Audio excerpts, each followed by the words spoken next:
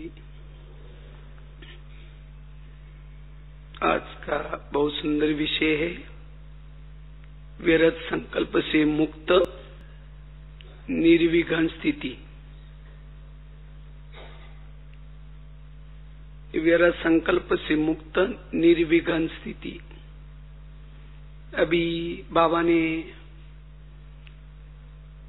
हम सभी के लिए होमवर्क दिए हैं। व्यर्थ से क्या होना है? मुक्त। व्यर्थ संकल्प से मुक्त। तब हम कैसे बनेंगे? निर्विघ्न।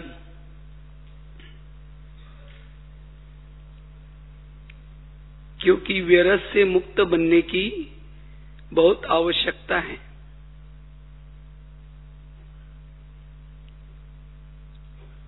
अगर हमारे संकल्प व्यर्थ चलेंगे तो जो हमारा लक्ष्य है, क्या लक्ष्य है? बाप समान बनना, फरिश्ता बनना, कर्मातीत बनना,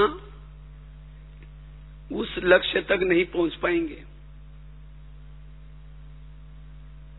क्योंकि सारा खेल संकल्प का है। वैसे तो बाबा ने पिछले मुरली में भी निर्विघ्न बनने के लिए अटेंशन दिलाया, लेकिन निर्विघ्न बनने का भी आधार क्या है?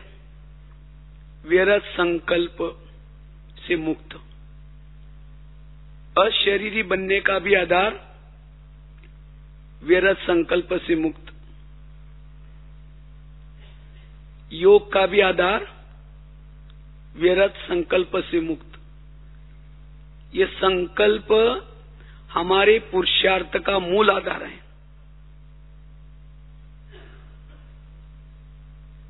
कोई भी स्थिति का अनुभव करना है, उसका आधार है संकल्प। गीता ना, संकल्प से पूरा कल्प चलता है।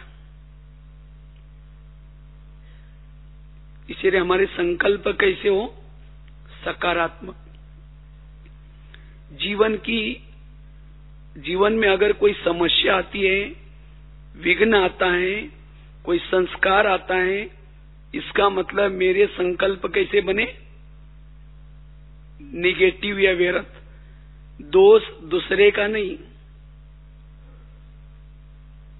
समस्या किसने पैदा की? हमारे संकल्प ने समस्या पैदा की। चाहे कोई विकार की समस्या, चाहे आपस के संस्कार की समस्या, सभी समस्या का कारण संकल्प। इसलिए गीत में एक बहुत अच्छी लाइन थी, संकल्प से अपने दृष्टि को बदलो। अगर मेरे संकल्प सवेरे सवेरे समर्थ हैं, पॉजिटिव है, मेरी स्थिति अशरीरी बन जाएगी, तो सारा दिन मुझे कोई समस्या नजर नहीं आएगी। अगर मुझे कोई समस्या नजर आती है, इसका कारण मेरे संकल्प समर्थ नहीं है। इसलिए अपने संकल्प को समर्थ बनाना है। इसलिए बना विघ्नों का कारण व्यर्थ संकल्प। जितने संकल्प हमारे समर्थ चलेंगे, वायुमंडल भी कैसा बनेगा? पॉजिटिव, समर्थ बनेगा। जहां भी हम हैं, वहां का वायुमंडल परिवर्तन करने की जिम्मेवारी हमारी अपनी है। समर्थ संकल्प से ही मनसा सेवा कर सकेंगे। जिसके संकल्प कमजोर हैं, मनसा सेवा नहीं कर पाएगा। जिसके संकल्प व्यर्थ हैं, वो सदा मुस्कुरा नहीं सकता। उसकी मुस्कान गायब हो जाएगी। पता चलता है इसके मन में कुछ व्यर्थ चल रहे हैं। चेहरा खुश नहीं होगा। और जिसका चेहरा खुश नहीं, औरों की सेवा कैसे करेगा? जिसके संकल्प व्यर्थ है, वाणी में भी बल नहीं आएगा। उसकी वाणी भी कैसी होगी? कमजोर, दृष्टि भी कमजोर, उसकी वृत्ति भी कमजोर बनेगी। इसलिए बाबा कहते हैं अपने संकल्प को समर्थ बना, व्यर्थों से मुक्त बना। जैसे कोई भी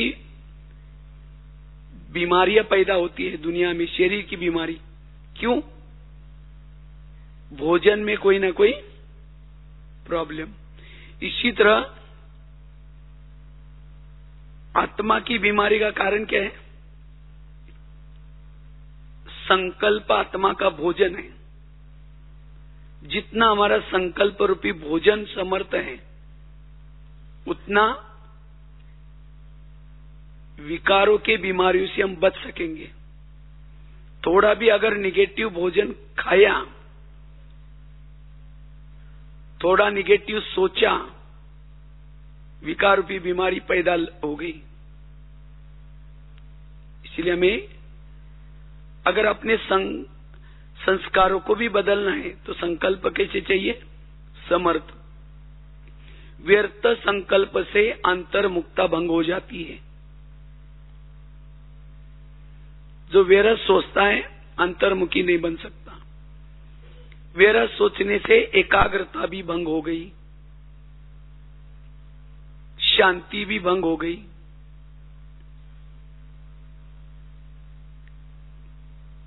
ऐसी आत्मा जो व्यर्थ सोचते हैं वो कर्म योगी की स्थिति नहीं बना पाएंगे, कर्म योगी नहीं बन पाते हैं।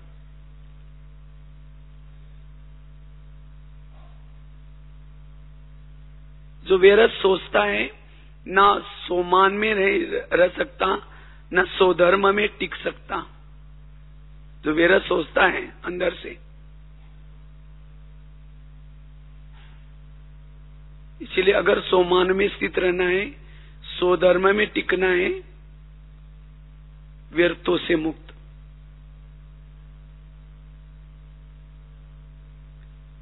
जितना व्यर्थों से मुक्त, उतना हम लाइट हाउस, माइट हाउस स्थिति का अनुभव कर पाएंगे।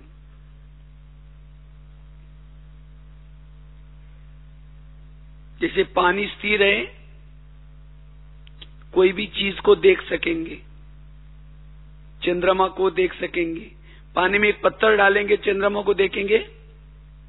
नहीं दिखाई पड़ेगा। इसी तरह जितना मन स्थिर, व्यर्थों से मुक्त, चुप, उतना उस मन में हम अपनी आत्मा को स्पष्ट देख सकते हैं, जिसको बाबा कहते हैं आत्मदर्शन, स्वयं का दर्शन। और जिसको स्वयं का दर्शन होता है, उसके जीवन में कोई विघ्न ही नहीं होगा। उसको अंदर से वो अति इंद्रिय सुख मिल रहा है, उसका समय सफल हो रहा है, वाइब्रेशन अच्छी फैल रहे उसे, जो अपनी आत्मा को देख रहा है। इसको ही कहते हैं आत्मा अभिमानी स्थिति। बुद्धि रूपी नेत्र में सदा आत्म ज्योति दिखती रहे, और जिसको अपनी आत्म ज्योति दिखेगी, उसको दूसरे का भी शरीर नहीं दिखता। तो कई कहते हैं हम किसी को देखते हैं उसका शरीर नजर आता है, क्यों? इसका मतलब हम सोल कॉन्शियस में नहीं है। और क्यों नहीं है? अंदर निगेटिव कुछ चल रहा है।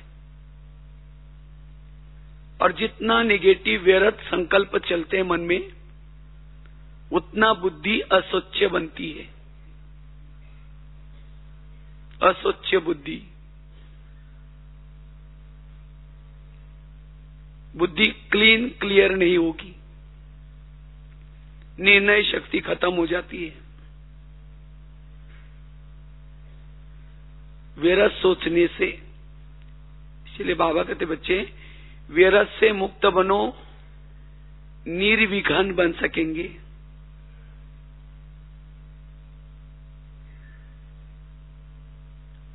अनुभव के खान बन सकेंगे।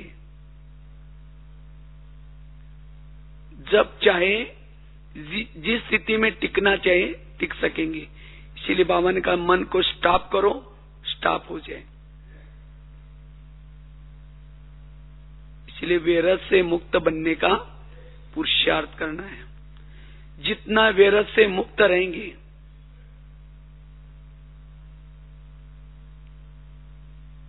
उतना हम अपने एक एक श्वास को सफल बना सकेंगे।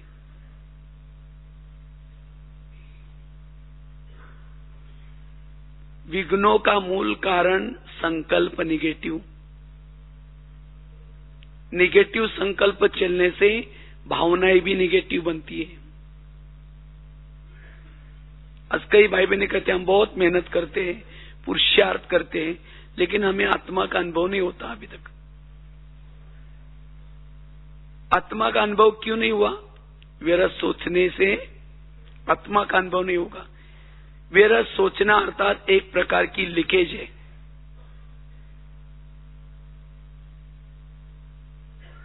वैरस की लीकेज होगी तो आत्मा का अनुभव नहीं कर पाएंगे। जैसे एक शिष्य गुरुजी के पास गए, गुरुजी को कहते हैं गुरुजी मैं बहुत भक्ति करता हूं, तपस्या करता हूं, साधना करता हूं, लेकिन अब तक मुझे कोई अनुभव नहीं हुआ। तो गुरुजी हंसने लगे, कहते बात तो सही है। 3-4 दिन पहले मेरे पास 5-6 युवा आए थे, बगीचे में बैठे थे शिष्य गुरुजी। जब युवा आए तो उनको बहुत प्यास लगी थी, तो उन्होंने कहा कि ठीक है, जो बाजू में कुआं है वहां जाओ। वहां बाल्टी रखी थी, रस्सा रखा था, कुएं में पानी भी था। तो वो 5-6 युवा गए, उन्होंने बाल्टी को रस्सा बांधा, नीचे छोड़ दिया, हिला करके पानी भरा, लेकिन जब ऊपर खींचा पानी कुछ नहीं मिला। फिर दोबारा बाल्टी डाली, फिर दोबारा खींचा, कुछ नहीं मिला। फिर तीसरी बार, चौथी बार, लास्ट में परेशान होकर चले गए। कुएं में पानी था, बाल्टी थी, रस्सा था, लेकिन प्यासे क्यों रहे? क्योंकि उस बाल्टी को छेद थे। तो इसी तरह अगर हमारे भी मन को छेद है, निगेटिव हम वैरस सोचते हैं, तो हमें भी अनुभव, न आत्मा अनुभव होगा न परमात्मा अनुभव होगा। तो अनुभव का आधार क्या है? वैरस से मुक्त। अगर मुझे अशरीरी का अनुभव करना है, बिंदु रूप स्थिति का अनुभव करना है, बीज रूप स्थिति का अनुभव करना है, वैरस की लीकेज को बंद करना है। मन हमारा सदा कैसा रहे? चुप रहे। जिसका मन बोलता है वो अनुभव नहीं कर पाता। योग क्या है? मन का चुप रहना। जब मन व्यर्थों से चुप रहेगा तो समर्थ सोचना शुरू करेगा, वो बाबा से बातें करेगा।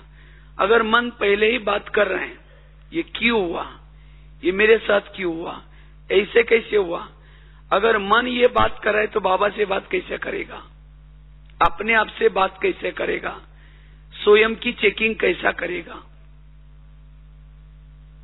इसलिए मन को क्या करो? चुप करो। मन सदा चुप रहे, तब हम निर्विघ्न बन सकेंगे।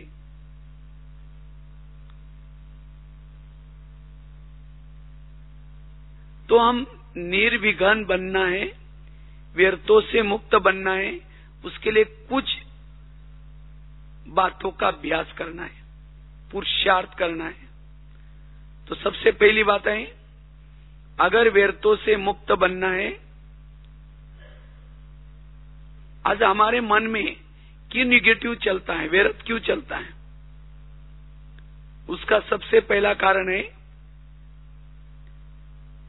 किसी के प्रति अगर हमारी वृत्ति निगेटिव है तो हमारे मन में भी निगेटिव चलेगा। इसीलिए अगर मन को चुप रखना है, इसलिए पहले क्या करना पड़ेगा? वृत्ति को पॉजिटिव बनाना पड़ेगा।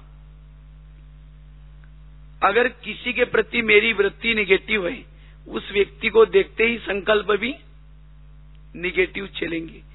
और वृत्ति भी बनी कैसी? निगेटिव सोचने से वृत्ति बन गई। और एक बार अगर वृत्ति निगेटिव बन गई तो फिर वृत्ति में चली गई बात कोई भी, तो सोच ज्यादा चलते हैं। इसलिए अपने वृत्ति को, जिस व्यक्ति के प्रति हमारे नेगेटिव संकल्प चलते हैं या विघ्न निर्माण होते हैं, उस बात के लिए हमें क्या बनना पड़ेगा? अभी पॉजिटिव। और पॉजिटिव बना करके वृत्ति को बदलना है।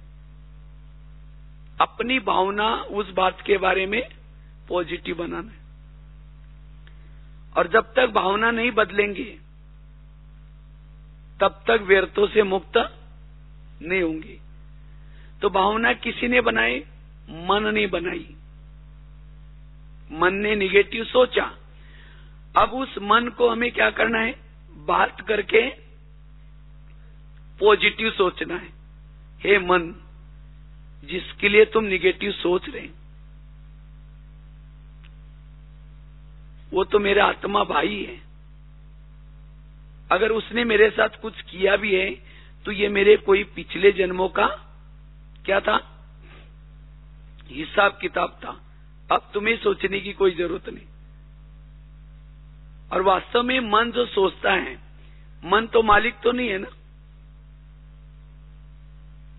तो मन को कोई पूछने वाला नहीं था।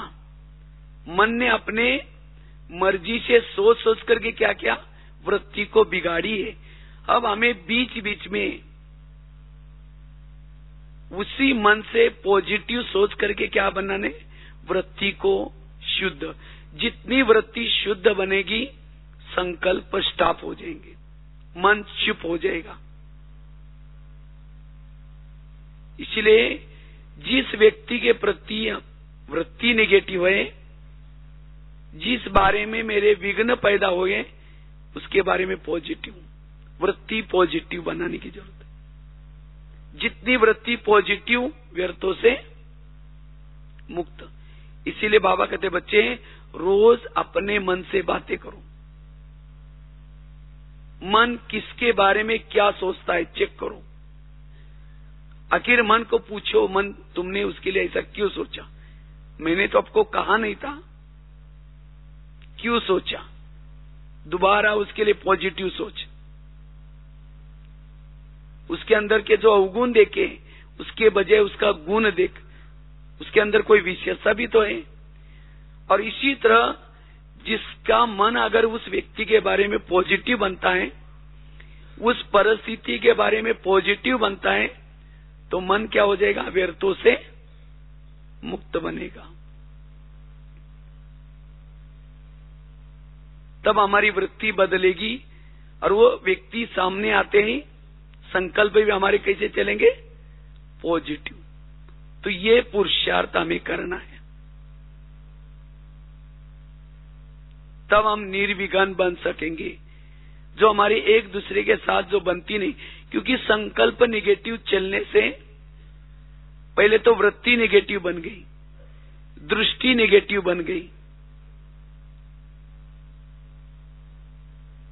उसके साथ साथ उसे नफरत पैदा हो गई, घृणा पैदा हो गई, क्रोध पैदा हो गया मन से, अंदर से अंदर। फिर उनसे किनारा करना शुरू किया।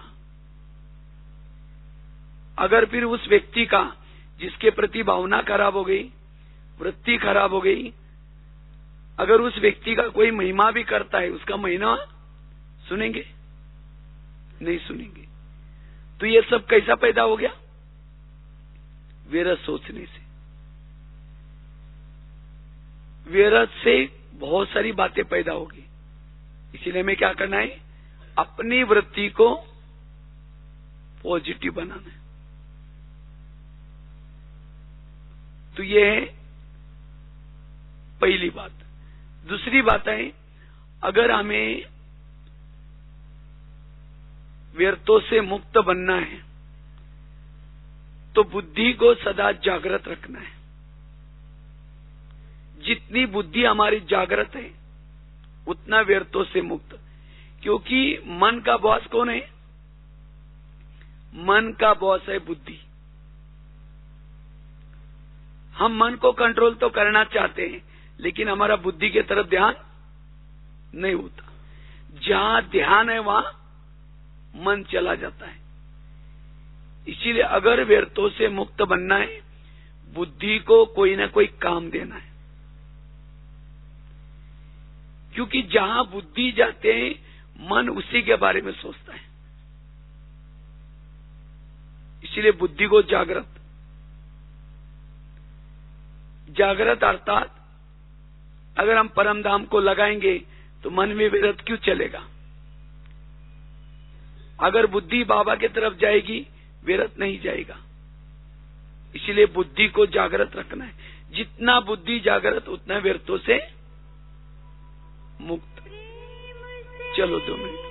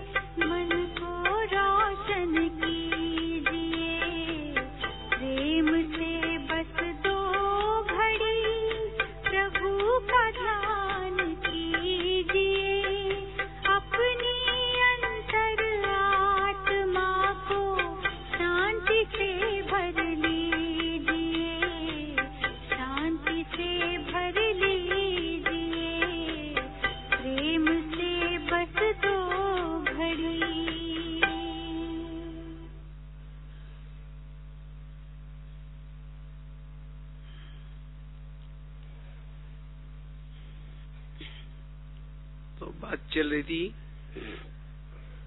व्यर्थों से मुक्त बनने के लिए। पहली बात बताई अपनी वृत्ति को परिवर्तन।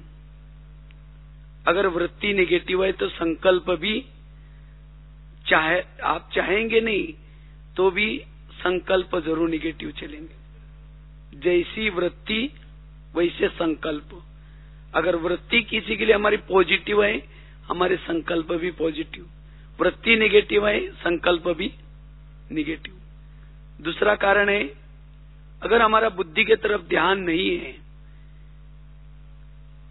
बुद्धि अगर इधर उधर है, तो जहां बुद्धि में बात वो घुसी है, बुद्धि जहां लगी है, वही के संकल्प चलते हैं। इसलिए हमें बुद्धि से सदा जागृत रखना है। आखिर मेरा ध्यान कहाँ जाता है? जहां ध्यान है वहां मन जाता है।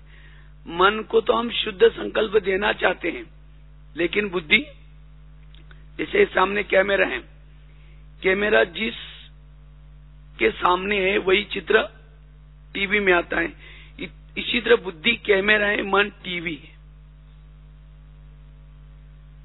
तो अगर मेरे संकल्प नेगेटिव चलते हैं, इसका मतलब वहां मेरी बुद्धि अटकी है। इसीलिए बाबा क्यों कहते हैं, बच्चे सारा दिन आपकी बुद्धि कहीं भी न अटके, न लटके, न चटके।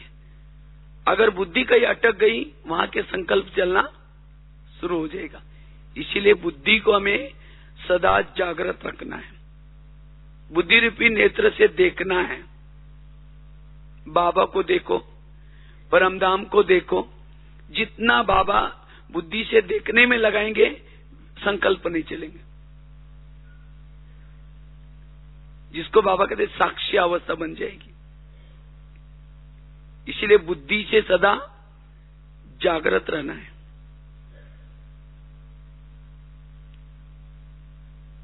तीसरी बात है, अगर हमें विरत संकल्प से मुक्त बनना है, निर्विघ्न रहना है, तो जितनी हमारी अशरीरी स्थिति है, आत्मा अभिमानी स्थिति है, उतना हमारे संकल्प में, मन में एक प्रकार का कंट्रोल आ जाता है। इसलिए जितना हम अमृत वेला का योग करते, सवेरे अमृत वेला का योग, सवेरे मुरली सुनते हैं, क्लास के पहले थोड़ा सा योग करते हैं। अगर ये 3 बातें रोज की दिनचर्या में हम करेंगे, इस 3 बातों से हमारी अशरीरी स्थिति, बिंदु रूप स्थिति, आत्माभिमानी स्थिति, विधेयी स्थिति बनती है। लेकिन 3 यथार्थ, अमृत वेला यथार्थ, मुरली सुनते समय भी यथार्थ। ऐसे नहीं चलते फिरते कहीं सुन ली, कहीं मोबाइल में सुन ली। आजकल तो ऐसे भाई कई भाई बहने कर लेते हैं, मुरली सुन लिया, आजकल कहते व्हाट्सएप में आ जाता है, हमने पढ़ लेते हैं, नेट में आ जाता है, पढ़ लेते हैं। वो कोई यथार्थ नहीं, वो मजबूरी का नाम महात्मा गांधी, मजबूर लोगों के लिए। इसलिए बाकायदे क्लास में बैठना, आधा घंटा पहले योग करना और एक एक महावाक्य जागृत होकर के सुनना। अमृत वेला भी यथार्थ। अगर ये 3 चीजें यथार्थ हैं, हमारी सारा दिन अशरीरी स्थिति, विधेयी स्थिति बनी रहती है, और जिससे सारा दिन जो कुछ चलता है, हमारा मन कुछ सोचता नहीं, क्योंकि अंदर वो स्थिति है आत्मा अभिमानी। जैसे घर में कोई बड़ा होता है, छोटा आपस में चुपचाप रहते हैं, बच्चे चुपचाप रहेंगे। इसी तरह इस शरीर रूपी घर में जिसकी आत्मा स्थिति जागृत है, मन चुप रहता है, कुछ भी नहीं सोचेगा, व्यर्थों से मुक्त रहेंगे, संकल्प ही नहीं चलेगा। उपराम, वैरागी, अंदर से वो अतीन्द्रिय सुख मिलेगा। इसीलिए आत्माभिमानी स्थिति, अशरीरी स्थिति, अगर ये स्थिति में हम जितना टिके रहेंगे उतना व्यर्थों से मुक्त, और ऐसी आत्मा निर्विघ्न रहेगी। भले उसके जीवन में विघ्न आते हैं, बातें आएंगी, लेकिन उसके बारे में वो सोचेगी नहीं, क्योंकि आत्माभिमानी स्थिति है। आत्माभिमानी स्थिति वालों को मान, अपमान, निंदा, स्तुति समान रहेगी। अगर कोई मेरे संकल्प चलते हैं, किसी का अपमान मुझे सहन नहीं होता, किसी की बातें मुझे सहन नहीं होती, इसका मतलब मेरा देहाभिमान है। और क्यों देहाभिमान है? सवेरे के योग की तरफ ध्यान नहीं दिया। इसीलिए मैं सवेरे अमृत वेले की तरफ ध्यान, और साथ में क्लास की और मुरली की तरफ ध्यान, ये तीन चीजें हमें व्यर्थों से मुक्त कराएगी, निर्विघ्न बनाएगी।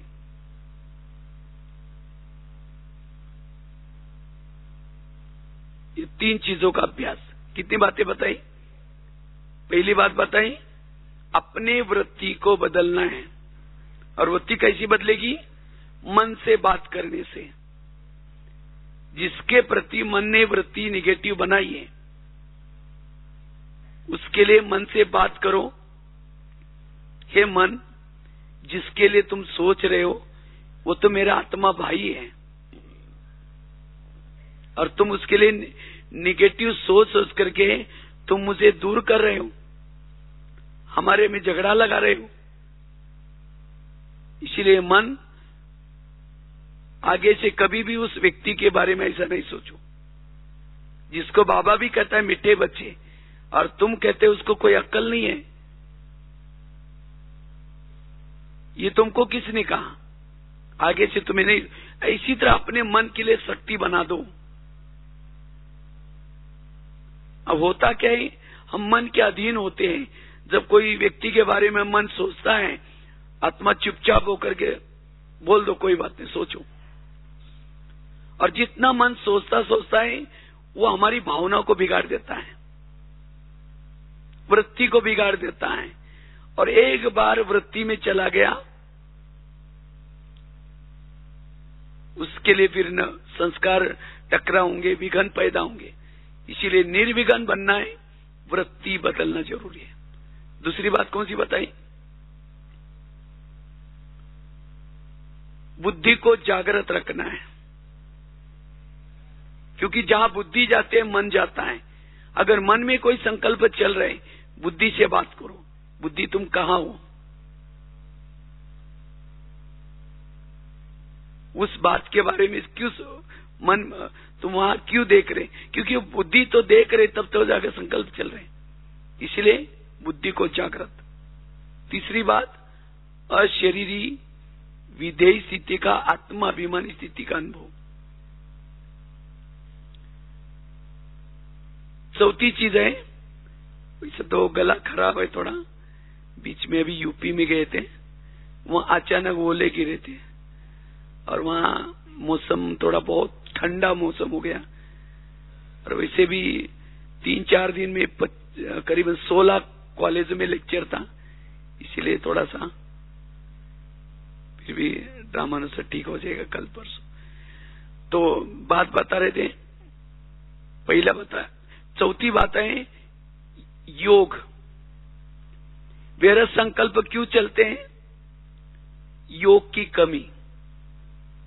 जितना हम योग युक्त रहते हैं, ज्वाला स्वरूप स्थिति का अनुभव करते हैं,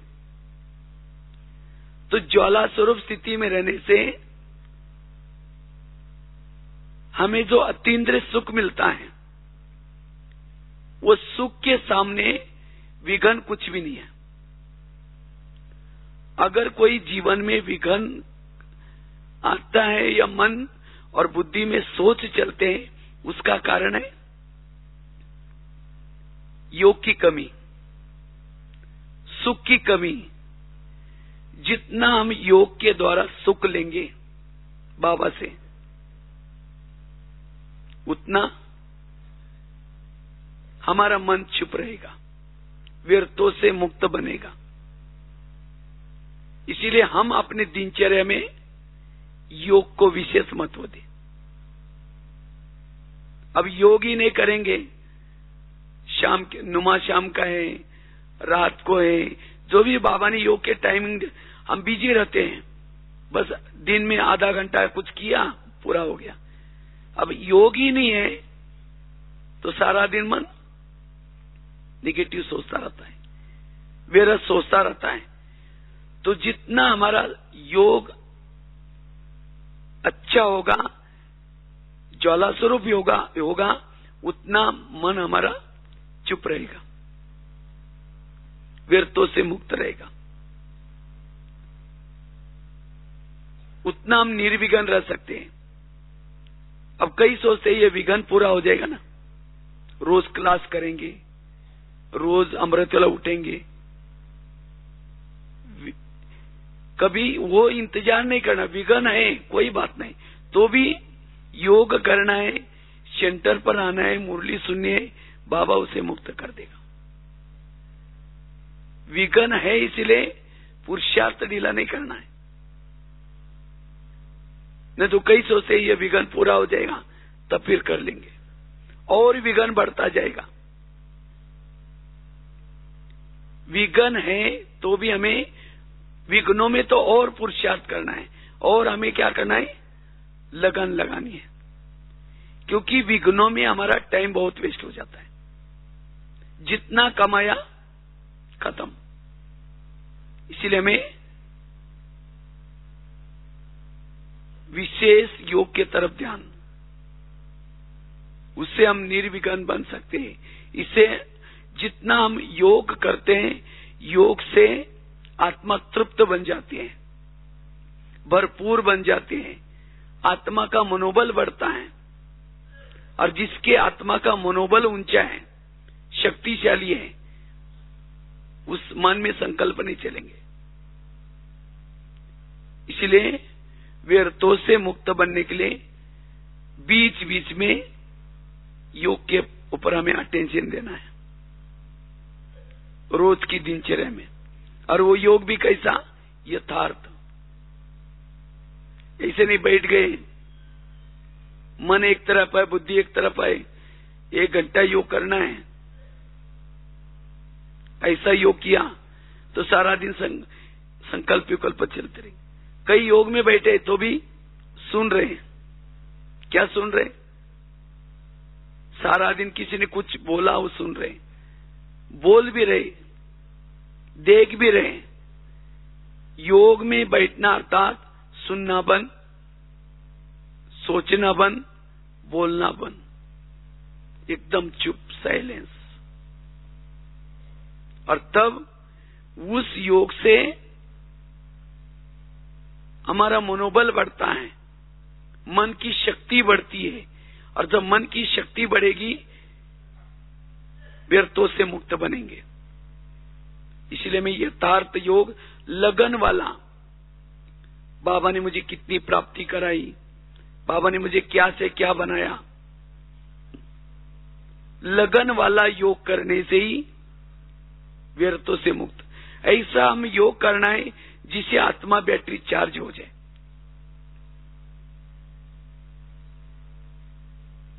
तब सारा दिन हमारा मन चुप रहेगा, व्यर्थ नहीं सोचेगा।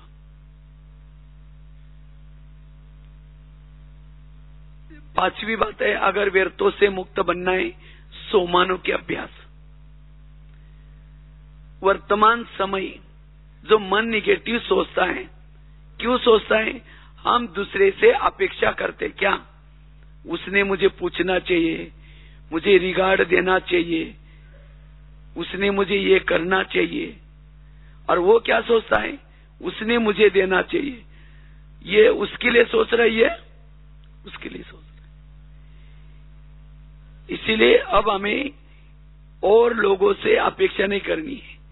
बाबा ने हमें कितना सम्मान दिया है, सम्मान दिया है, दिया है।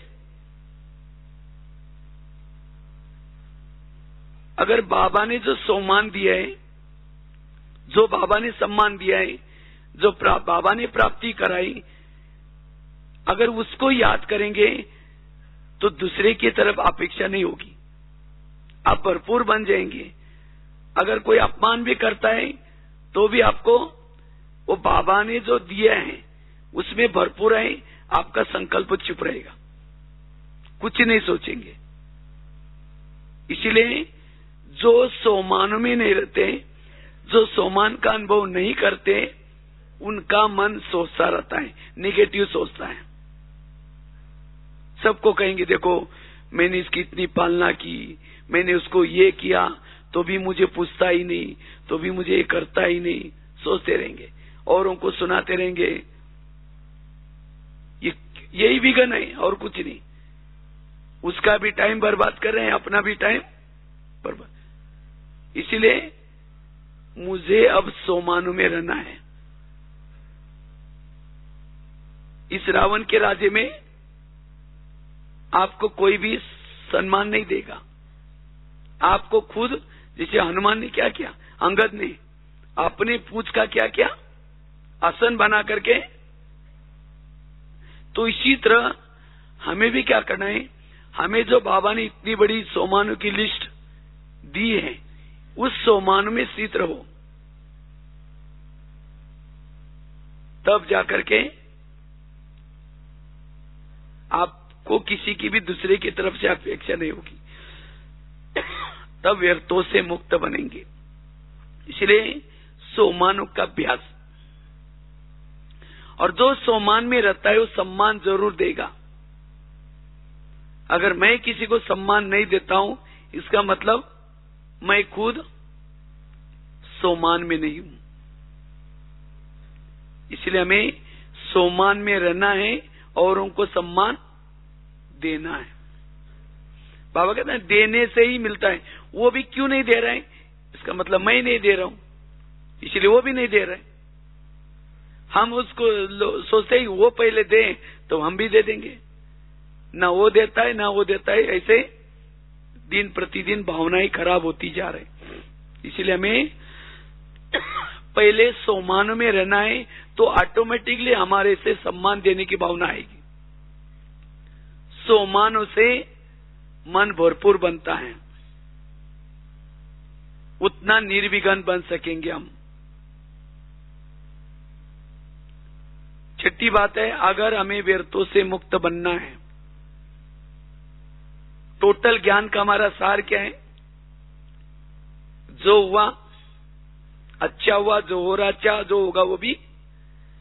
कभी कभी हमें विघ्न क्यों पैदा होते हैं, हम आगे के लिए सोचते हैं कहीं ऐसा न हो जाए, कहीं ऐसा न हो जाए, कहीं ये न हो जाए। ये निगेटिव सोचने के कारण क्या होता है,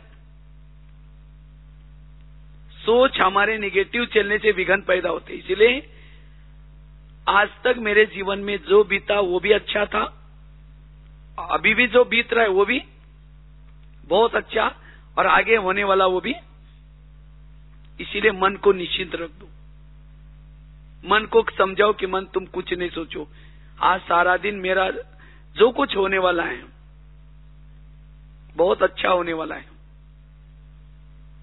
अगर कुछ किसी ने गाली भी दी तो भी बाबा ने कहा वाह वाह करो।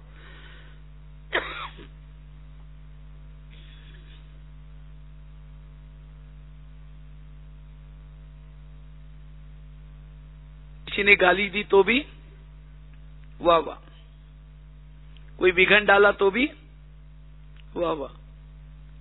ये वाह वाह करेंगे तो भी व्यर्थों से मुक्त बन जाएंगे। इसलिए संगम युग में चाहे हमारे कोई पड़ोसी है, चाहे कोई पति है, चाहे कोई बच्चे हैं, सब कैसे हैं, वाह वाह के। क्योंकि इनके संग में आने से हमें कौन मिला है, बाबा मिला है। ये तो पति तो बहुत हर जन्म में मिले, हर जन्म में पड़ोसी भी मिले हैं, लेकिन उनके कारण बाबा मिला। तो ये जैसे है वैसे हमें वाह वाह करना है। तो जितना वाह वाह करते रहेंगे उतना व्यर्थों से मुक्त बनेंगे। इसीलिए ड्रामा कल्याणकारी है, हर परिस्थिति भी कल्याणकारी। तो जितना ही स्थिति में रहेंगे उतना व्यर्थों से मुक्त।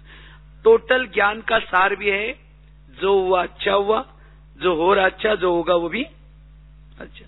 आज दुनिया में देखो लोगों को बीमारियां हो रही, क्यों हो रही? निगेटिव सोचने से, व्यर्थ सोचने से।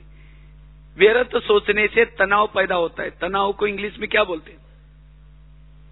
टेंशन। टेन मतलब कितना? 10, और सन मतलब बच्चे। टेंशन मतलब 10 बच्चे। पहले तो 2-4 है और फिर 10 होंगे तो कैसा सुखी रहेगा? इसी तरह निगेटिव सोचने वाला भले ज्ञान में है, मुरली सुनता है, सब कुछ करता है, तो भी निगेटिव सोचेगा तो भी सुख और शांति का अनुभव नहीं होगा। इसीलिए बाबा ने कहा ना, अटेंशन रखो। अटेंशन होगा तो टेंशन नहीं आएगा। अटेंशन ये जोड़ देना है, तब टेंशन नहीं होगा। नहीं तो टेंशन करेंगे, निगेटिव सोचेंगे तो कुछ समय के बाद फिर बीमारियां होना शुरू हो जाएगी। इसलिए हमें व्यर्थों से मुक्त, और ऐसी आत्मा ही खुशनुमा रह सकती है, वही वायुमंडल को अच्छा बना सकती है। अगर खुद खुश नहीं है, विघ्नों में है, तो हमारे सेवा का प्रभाव नहीं पड़ेगा। इसलिए बाबा कहते बच्चे कुछ भी हो जाए, अब क्या बनो? निर्विघ्न बनो। इसलिए जो हुआ अच्छा हुआ, जो हो रहा अच्छा, जो होने वाला वो भी अच्छा। 7वीं बात है, व्यर्थों का कारण है, मन में व्यर्थ क्यों चलता है? क्योंकि वास्तव में आज हमारे जीवन में कोई भी प्रॉब्लम्स आता है या कोई समस्या आते हैं, हम दूसरे के ऊपर डाल देते हैं, इनके कारण ऐसा हुआ, बस और कुछ नहीं है, इसके कारण ऐसा हुआ। वास्तव में टाली कभी एक हाथ से नहीं बचती। टाली के लिए कितना चाहिए? 2 हाथ। आज मेरे जीवन में कोई प्रॉब्लम या समस्या क्यों आए? मेरे ही कोई पिछले जन्मों के कर्मों के कारण। क्योंकि हम जो आपस में एक दूसरे के संबंध में आए हैं, कोई हमें देने के लिए आता है, कोई हमारे से लेने के लिए आता है। जब इस कर्म गुह्य गति को भूल जाते हैं, तब हम कहते हैं ये मेरे साथ ऐसा क्यों करता है, इसने मेरे साथ ऐसा क्यों किया, और तब लगता है कि हमारे साथ अन्याय हो रहा है। न चाहते हुए भी फिर ऊपर भी देखेंगे कि भगवान तुमने भी आंखें बंद किया क्या, ये मेरे साथ क्या हो रहा है। तो मन को समझाना है, ये मन जो कुछ हो रहा है ये मेरे ही कोई पिछले जन्मों का हिसाब किताब के कारण, इसलिए तुम्हें चुप रहना है, व्यर्थ नहीं सोचना।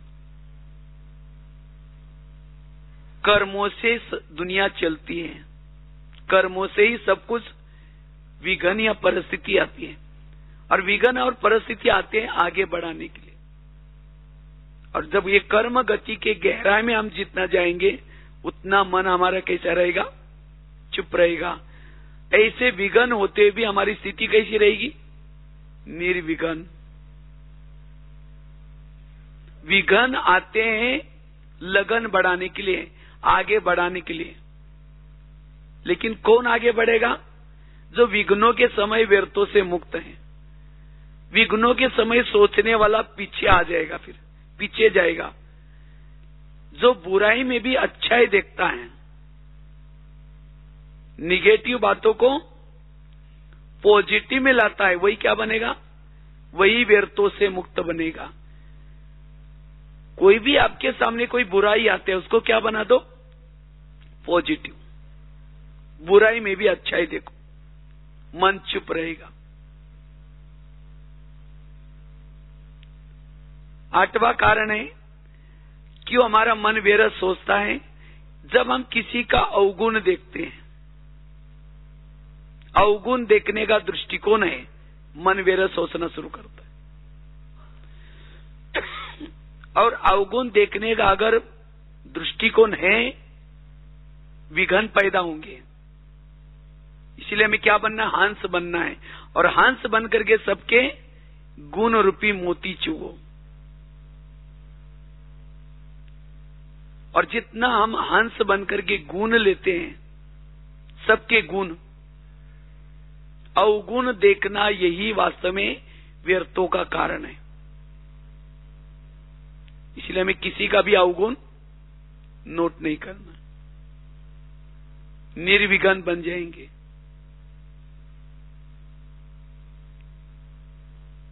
अवगुण देखने वाला, जैसे मक्खी होती है ना, मक्खी क्या करती है, बहुत अच्छा जिस्म है, शरीर है, लेकिन वो छोड़ करके कहां बैठती है, जहां जख्म है उसके ऊपर बैठेगी और गंदगी चूसती रहेगी।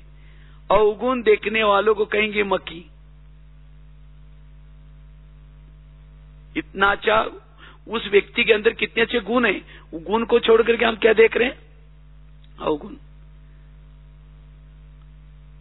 और जो अवगुण देखता है वो क्या करता है,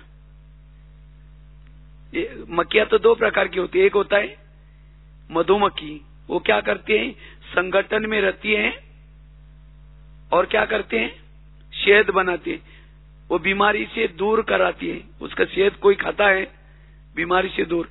और एक मक्खी होती है, वो अकेली घूमेगी, अकेली घूमेगी और बीमारी फैलाएगी। जो अवगुण देखता है वो बीमारी फैलाता है, वो विघ्न पैदा करता है, और गुण देखने वाला निर्विघ्न बनेगा। इसीलिए बाबा कहते बच्चे गुणग्राही। व्यर्थों का बहुत बड़ा कारण है अवगुण देखना। अवगुण देखने से परचिंतन चलता है। इसलिए हमें एक दूसरे का गुण, जिसके संपर्क में रहते हैं, कभी उनकी आप लिस्ट बना दो,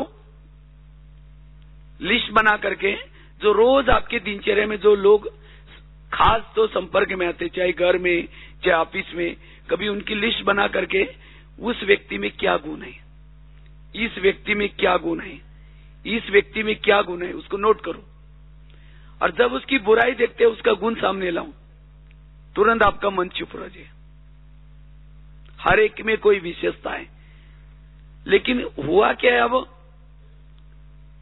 अवगुण हमें देखते देखते इतनी भावना खराब हो गई, हमारी दृष्टि भी खराब हो गई। अगर कोई अच्छा काम करता है, सेवा भी करता, हमें वो क्या दिखता है, उसका अवगुण ही दिखता रहता है, और उसके लिए बारे में हम सोचते रहते हैं, ये ऐसा करता है, ईर्ष्या घृणा। इसीलिए बाबा कहते बच्चे गुण देखो, व्यर्थों से मुक्त बनेंगे, निर्विघ्न बनेंगे। और लास्ट की बात है, 9वीं बात, अगर निर्विघ्न बनना है, जितना हम आदि स्वरूप में स्थित रहते, आदि और अनादि हमारे जो संस्कार हैं, जितना उस संस्कार में स्थित रहेंगे, जितना उस स्वरूप में स्थित रहेंगे, बीच के जो हमारे कुछ संस्कार है वो दब जाएंगे, खत्म हो जाएंगे। आदि स्थिति में हम क्या थे, मेरा पाठ क्या था, अनादि स्वरूप में हम कैसे थे, जितना इस स्थिति में रहेंगे उतना हमारे अंदर जो पुराने कोई विकारों के संस्कार है, कोई बुरे संस्कार है, वो दब जाएंगे। वो संस्कार क्यों आते हैं, क्योंकि हम आदि और अनादि को भूल जाते हैं, तब जाकर के वर्तमान के संस्कार आ जाते हैं, संकल्प आते हैं।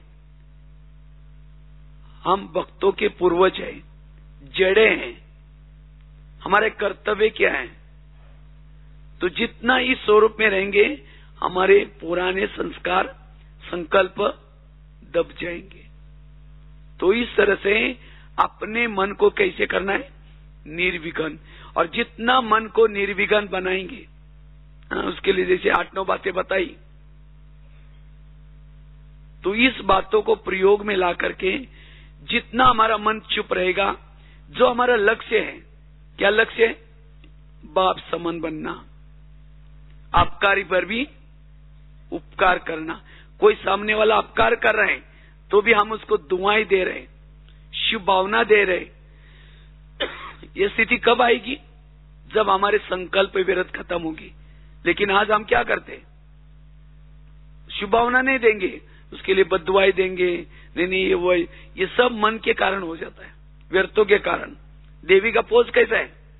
वरदानी पोज आता है, मुस्कुराता चेहरा होता है। अगर देवी को कोई गाली भी देता है, हाथ नीचे करके, चेहरा पीछे नहीं करती, वरदान देती है, मुस्कुराती है। और हमारी स्थिति कैसी है?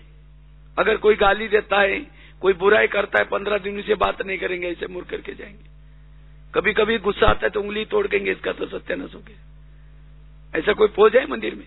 ऐसा पोज है? ऐसा पोज नहीं है। आपकारी पर भी उपकार, लेकिन वो कब होगा? जब हमारा मन चुप रहेगा, व्यर्थों से मुक्त बनेगा, तब हम निर्विघ्न। तो जैसे बाप की क्वालिटी है,